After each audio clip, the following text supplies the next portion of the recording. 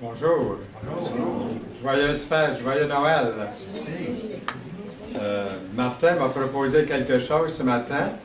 Il m'a dit, on va inverser les rôles. Il dit, je vais prêcher, puis tu vas présider. J'ai dit, c'est une pas pire idée. On a remis ça pour une autre fois.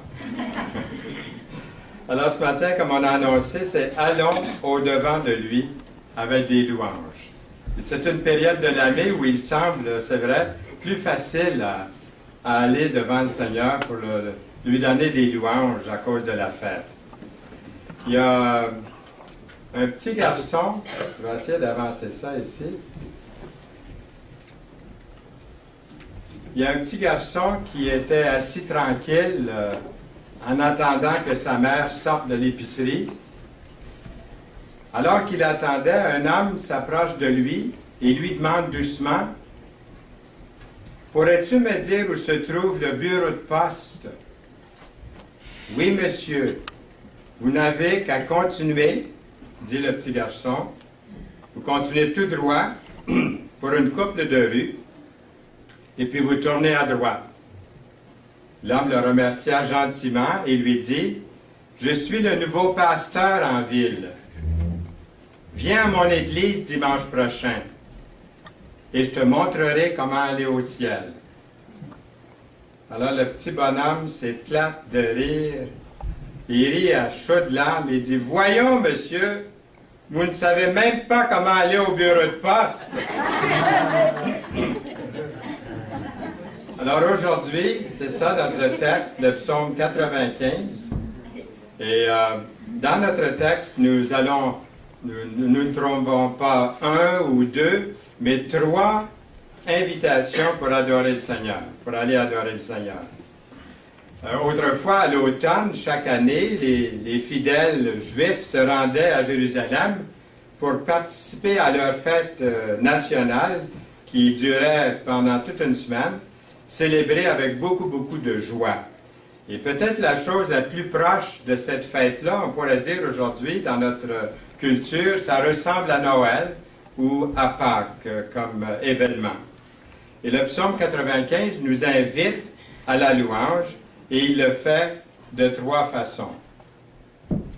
Une invitation à la réjouissance, premièrement. Une invitation à la joie. Nous lisons « Venez, chantons avec allégresse à l'Éternel. Poussons des cris de joie vers le rocher de salut. Allons au-devant de lui avec des louanges. Faisons retentir des cantiques en son honneur. » Psaume 95, 1 et 2.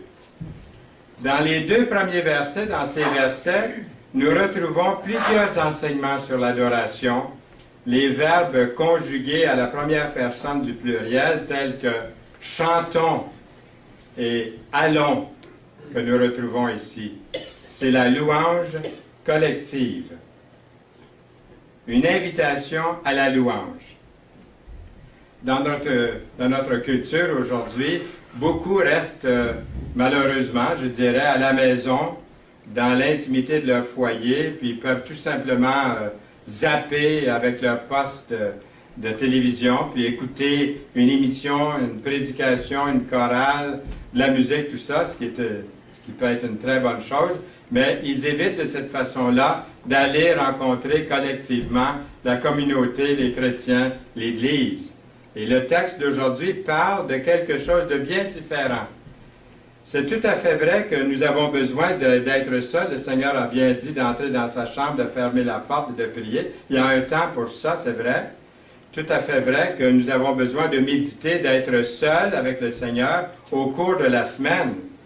Mais nous avons aussi besoin de prendre part à la collectivité, pas vrai? D'une église locale, Les 2 versets que nous avons lus nous invitent justement à faire partie du corps, qui est appelé l'Église, le corps de Christ, de la collectivité, et pas seulement individuellement.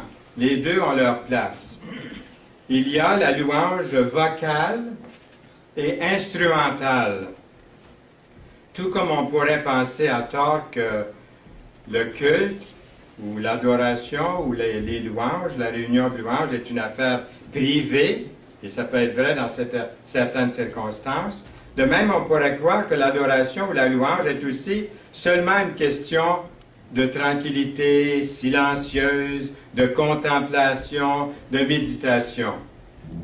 Tandis que certains cultes ou certaines réunions de louange pourraient être silencieuses, la louange de ce psaume 95 que nous avons devant nous maintenant nous invite à prendre part à une rencontre vocale et instrumentale. Le verset 1 parle de chanter et le verset 2 mentionne les louanges par des cantiques. Vous avez vu? C'est la louange pleine d'entrain, énergique, vive. C'est écrit, pas d'une façon moindre, « Poussons des cris de joie vers le rocher de notre salut. » Ça doit faire un peu de bruit, vous ne pensez pas? De pousser des cris de joie, ça doit faire un petit peu de... ça doit déplacer de l'air un peu. Et cette expression a été utilisée par les Israélites lorsqu'ils ont marché autour des murailles de Jéricho. Le peuple poussa des cris et les sacrificateurs sonnèrent de la trompette. Lorsque le peuple a entendu le son de la trompette, il poussa de grands cris et la muraille s'écroula. Dans Josué 6, verset 20. L'expression a ici été utilisée lorsque l'arche de l'Alliance a été portée dans le camp. La Bible dit, lorsque l'arche de l'Alliance de l'Éternel entra dans le camp, tout Israël poussa de grands cris de joie, et la terre fut ébranlée. Imaginez-vous, 1 Samuel 4, 5, ça devait s'entendre. Ça devait s'entendre. Les églises sont un peu différentes les unes des autres. Vous avez peut-être visité des fois une église où c'était beaucoup plus bruyant que le groupe biblique de la Rive-Sud. Hein, il y a des églises comme ça. Et ce n'est pas toujours mauvais non plus. Certaines sont plutôt réservées, et ça aussi c'est très bien. Chacun a ses caractéristiques. D'autres sont assez bruyantes. Je me rappelle un jour, j'étais avec Gérald Dubé, je ne sais pas s'il y en a qui le connaissent. On l'appelait Roadrunner. C'est un homme très, très énergique, un chrétien qui aime beaucoup, beaucoup le Seigneur. Il était responsable, il était président des comités de prière dans toute la province durant Mission Québec avec Billy Graham en 1990. Et un jour, on est allés tous les deux faire un concert de prière à Shawinigan, dans une église très, très bruyante. Avant d'arriver, ils avaient déjà commencé à louer Dieu. Et on entendait du bruit, c'était l'hiver. Tout était fermé. Puis j'ai dit, mais qu'est-ce qui se passe? On entendait du bruit. Quand on est rentré là-dedans, ça louait à tue-tête, ça chantait. Bon, il y a une place pour ça. C'était leur façon de faire. On est entré là. Et le Seigneur m'a comme parlé pendant les quelques minutes avant de me lever pour aller donner le message, que peut-être ce qui manquait dans cette église-là, c'était le silence. Parce qu'il y a la place pour louer le Seigneur aussi dans le silence. Alors j'ai dit à Gérald, je vais leur demander de louer le Seigneur pendant quelques instants en silence. C'est quelque chose que l'Église n'avait, je pense, jamais expérimenté. Alors je dis à l'Église, je ne veux plus entendre un seul son, pas un Amen, pas un Alléluia. Et là, ça s'est tu. C'est devenu très, très tranquille, à tel point, vous ne le croiriez pas, on entendait chanter les oiseaux à l'extérieur des gros murs de l'Église. On entendait le vent, on entendait des choses qu'ils n'avaient jamais entendues. Ils ont loué le Seigneur de cette façon-là. Le pasteur est venu me trouver après et il a dit, c'est quelque chose qu'on a appris aujourd'hui, qu'on peut louer Dieu dans le silence. Il y a du temps pour les deux. Mais il faut respecter ce temps-là de silence quelquefois. Alors, c'est dans nos assemblées, en Église, ici, nous avons tendance, nous, je dirais nous, à mettre l'accent surtout sur l'intellect ou l'esprit. Tandis que dans certains groupes évangéliques, on mise beaucoup plus sur les émotions. Disons-le comme ça. On pourrait dire que dans nos assemblées, nous nous servons plus du côté gauche de notre cerveau. Hein? En psychologie, on dirait ça. Et de notre cerveau. Puis, on est plus penseur que les autres, peut-être. Puis, plus démonstratif et émotif utilisent surtout leur côté droit de leur cerveau. Il est correct, dans certaines circonstances, même bibliques, d'être enthousiasmé, d'être ravivé au sujet de l'adoration. Et ce texte nous invite justement à devenir plus expressifs dans notre adoration collective. Dans la Bible, le volume de la voix est souvent considéré comme étant une chose sérieuse en ce qui concerne notre culte envers Dieu. Poussons des cris de joie vers le rocher de notre salut. Est-ce que c'est biblique? Psaume 95, verset 1. C'est la louange joyeuse. Une des premières personnes que j'ai eu la joie de baptiser était un homme qui mesurait à peu près 6 pieds. Il pesait au-delà de 200 livres, il était très zélé. J'ai pratiqué le 5BX de l'armée, la culture physique, pendant des mois avant de le baptiser. C'est vrai ce que je vous dis là. Même mon épouse était enceinte, je la baptisais hors de l'eau à tous les jours. Sur le plancher, j'essayais de ne pas l'échapper, je ne l'ai pas échappé non plus, pour me faire des muscles, pour en fait de baptiser cet homme-là. C'était le premier qui se convertissait ou qui s'était converti dans la région. Et puis, il était, comme je vous dis, il était tellement zélé, il était tellement content d'appartenir au Seigneur, il était heureux, vraiment exubérant, plein de joie, de célébration et de louange. Puis il y en a plusieurs qui l'ont rencontré, et j'en faisais part à un vieux chrétien qui était tellement zélé, puis il avait tellement le Seigneur, il louait le Seigneur à haute voix. Il avait une grosse voix, puis c'était toujours à haute voix. Et puis, je partageais ça avec un vieux chrétien, puis le vieux chrétien m'a dit, il m'a fait le commentaire suivant, il dit, donne-lui un peu de temps, puis il va redescendre un peu. Il va devenir un peu comme le reste de chacun de nous autres ici. Moi, j'ai trouvé ça tellement triste. Vous ne trouvez pas? Ouais. C'est triste. J'espère que non, qu'il ne s'est pas refroidi. Je pense que le connard, il est toujours pauvre. Bien, il a vieilli, donc il s'est ralenti un petit peu. Il y en a en vieillissant, ils ne ralentissent pas. C'est une bonne chose aussi. Mais lui, il s'est calmé un petit peu. On dirait que pour certains, c'est une vertu d'être malheureux, d'être tiède, sans émotion au sujet de leur foi.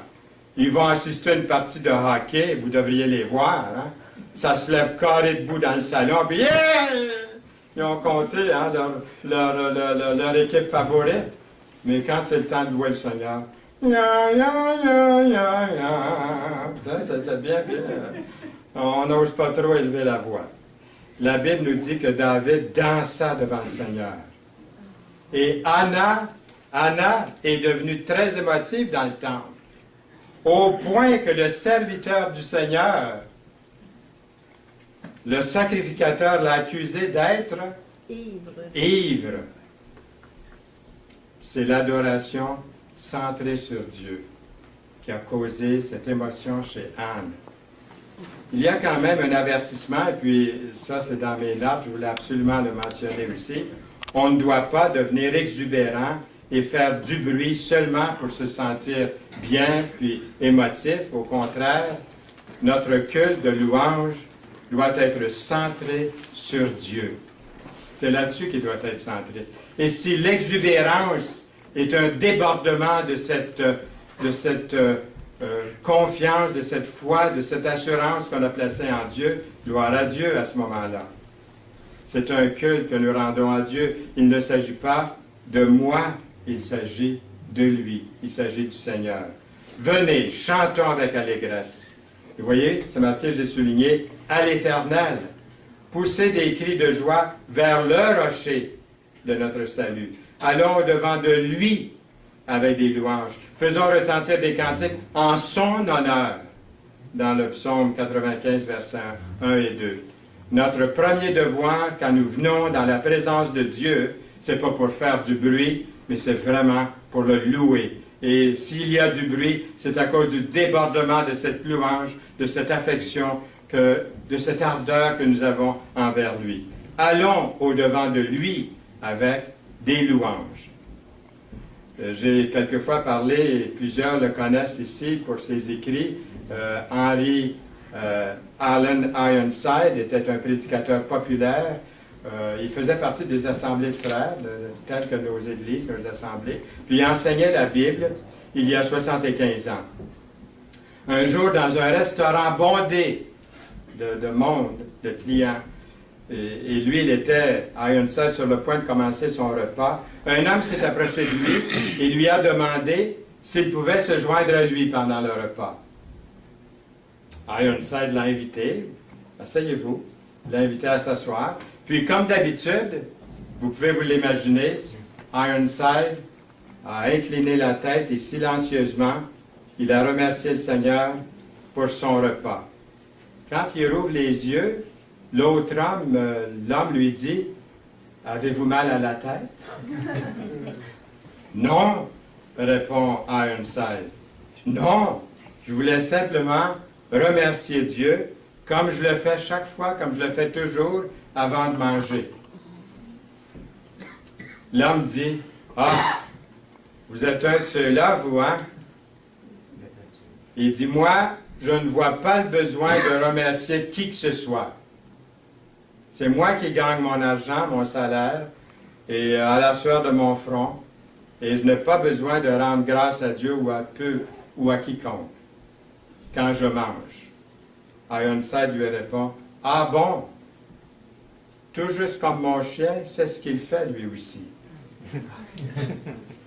La gratitude exige une attitude d'humilité et de modestie. Offrir des louanges ou des remerciements au Seigneur, c'est avouer notre dépendance de lui, n'est-ce pas? Une bonne attitude, c'est exprimé de la façon suivante. Il dit, « Je suis heureux d'avoir à payer les impôts que je paie parce que cela signifie que je suis employé ou un employé. Mes vêtements qui sont un peu trop serrés parce que cela signifie que j'ai assez à manger. Mon ombre qui me suit partout parce que cela signifie que je suis dehors au soleil. Une pelouse qui a besoin d'être tondue, les fenêtres qui ont besoin d'être nettoyées et les dégouttières qui ont besoin d'être remplacées parce que cela signifie que j'ai une maison. L'espace que je trouve à l'extrémité, tout au bout du terrain de stationnement, parce que cela signifie que je suis capable de marcher. Ma facture de chauffage qui est énorme, parce que cela signifie que je suis au chaud. Pourquoi nous plaindre du gouvernement? Parce que cela signifie que nous avons la liberté d'expression. La dame derrière moi à l'église qui chante faux et fort, parce que cela signifie que je peux entendre. La pile de linge à laver et à repasser, parce que cela signifie que mes proches se trouvent à proximité. Mon réveil matin qui sonne tôt chaque matin, parce que cela signifie que je suis vivant. La fatigue et les douleurs musculaires à la fin de la journée, parce que cela signifie que j'ai été productif. Deuxièmement, un appel à la révérence. Nous citons le verset à nouveau. « Venez, prosternons-nous et humilions-nous, fléchissons le genou devant l'Éternel, notre Créateur », au verset 6 du psaume 95. Dans ce verset, on retrouve un chant, avez-vous remarqué, on retrouve un changement de ton ici. Un véritable changement à partir de chants chantés avec enthousiasme, avec énergie, avec ardeur, à celui de l'empressement, respect, humilité, tranquillité devant Dieu. Dans les versets 1 et 2, l'adorateur se trouve dans la présence de Dieu, faisant retentir des cantiques en son honneur. Retentir, en son honneur. Au verset 6, l'adorateur se prosterne avec humilité devant Dieu dans le silence. Venez, prosternons-nous et humilions-nous. Pourquoi adorer Dieu? Pourquoi est-il digne d'adoration? Deux raisons trouvées dans ce psaume, en raison de sa grandeur. Car l'Éternel est un grand Dieu, verset 3. Dieu est le créateur de l'univers. Il tient dans sa main les profondeurs de la terre. Et les sommets des montagnes sont à lui. La mer est à lui. C'est lui qui l'a faite. La terre aussi. Ses mains l'ont formée. Au verset 6, il est appelé notre Créateur. Il est mon Créateur. Est-il le vôtre? Nous lisons, car il est notre Dieu au verset 7. Dieu est dans une classe distincte, une classe à part. Il n'y a pas de rival. Il est un Dieu, il est un grand Dieu. Il est un grand roi au-dessus de tous les dieux. Non seulement il est le Seigneur, mais il est un grand Dieu. Il est aussi notre Dieu. Il est mon Dieu. Est-il votre Dieu? Notre Dieu personnel, votre Dieu personnel.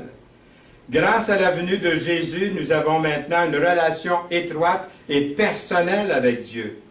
Nous sommes le peuple dont il est le berger, le troupeau que sa main a conduit, verset 7. Nous sommes dirigés par lui. Il prend soin de nous, alimentés par lui, protégés par lui. Nous devons tout à ce bon berger. Troisièmement, c'est un appel à la repentance. Nous lisons, et ça c'est vraiment un appel avec amour, un appel avec empressement. Oh, si vous pouviez écouter aujourd'hui sa voix, pas ma voix, pas la voix d'un autre, mais sa voix à lui. Si vous pouviez écouter aujourd'hui sa voix, n'endurcissez pas votre cœur. Comme à Mériba, comme à la journée de Massa dans le désert, où vos pères me tentèrent, m'éprouvèrent, quoiqu'ils aient vu mes œuvres, dans le psaume 95, versets 7 à 9.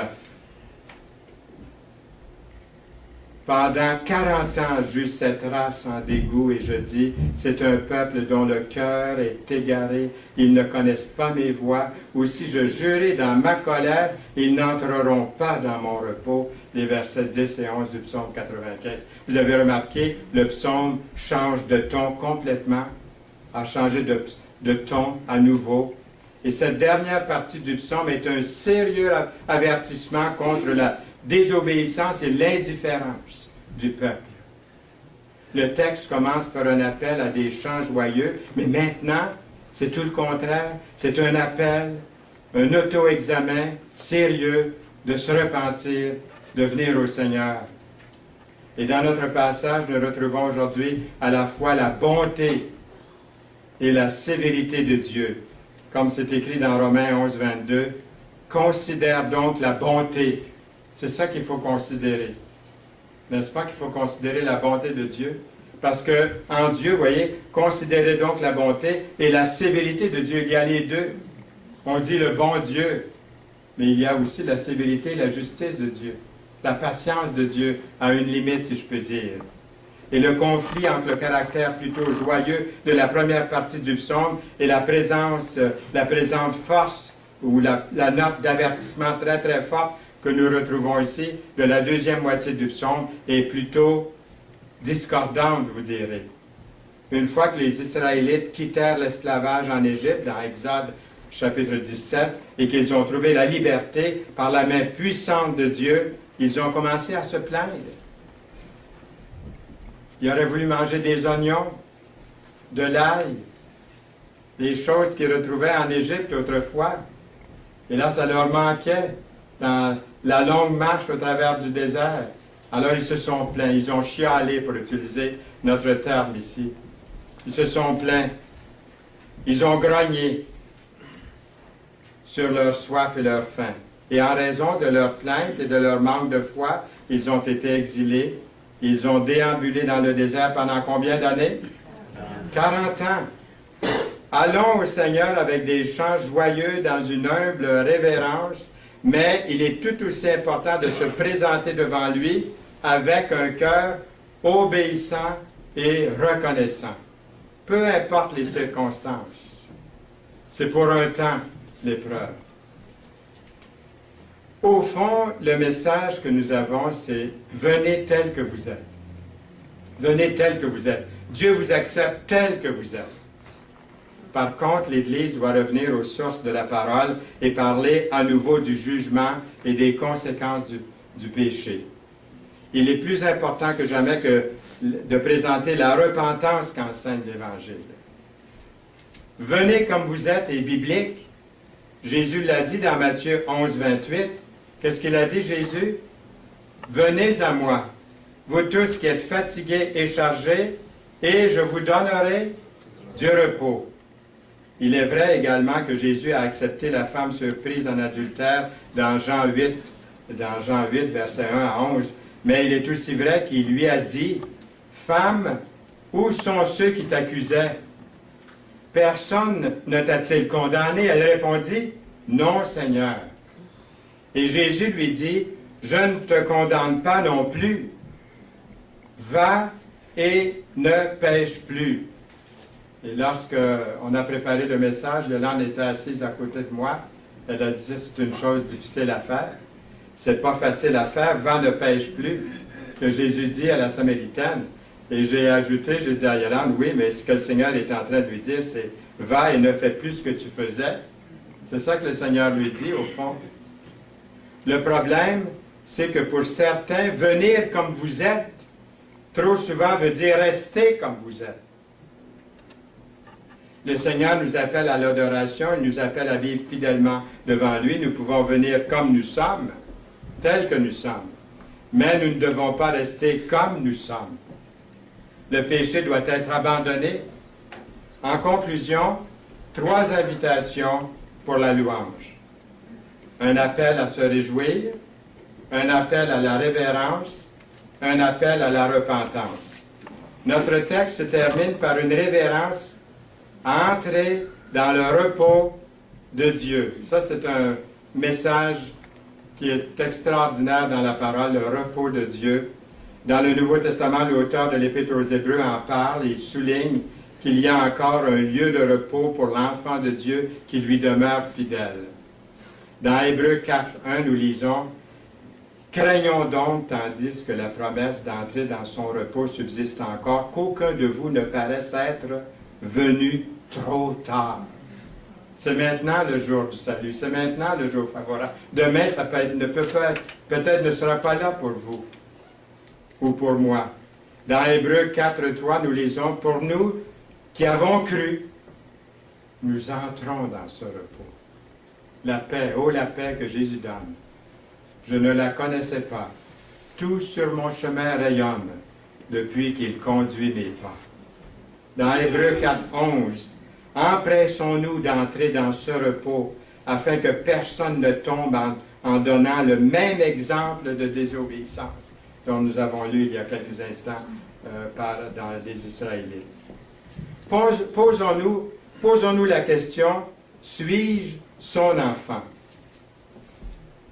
Tout le monde est une créature de Dieu. Tout le monde. Tout le monde ne peut pas honnêtement dire, par exemple, pour reprendre les termes de notre texte au verset 7, « Il est notre Dieu. Et nous sommes le peuple dont il est le berger, le troupeau que sa main conduit. Oh, si vous pouviez écouter aujourd'hui sa voix. » Le verset 7 du psaume 95. Ceux et celles dont les péchés ont été purifiés par le sang de Jésus peuvent honnêtement affirmer être les enfants de Dieu. Amen. Amen. Amen. Seigneur, merci pour ce psaume 95. Seigneur, nous te prions de continuer à toucher notre cœur aujourd'hui et demain, pendant les jours que tu nous accordes dans ta grâce, de venir à toi et de te connaître encore plus, davantage, pour ta plus grande gloire. Amen. Amen.